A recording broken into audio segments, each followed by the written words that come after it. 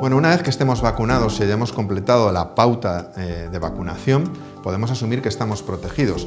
Sin embargo, deberemos seguir el resto de medidas que desde la autoridad sanitaria se nos indiquen. Por lo tanto, es previsible que incluso aunque estemos vacunados, durante un tiempo, al menos, la vacunación coexista con otras medidas de distanciamiento físico, de protección, de higiene, como las que estamos siguiendo hasta este momento. Esto es algo que es difícil de anticipar, pero seguro, mientras no logremos una cobertura lo suficientemente amplia en la población, que tendrá que coexistir la vacunación con el resto de medidas que hasta la fecha hemos venido utilizando para controlar la pandemia por COVID.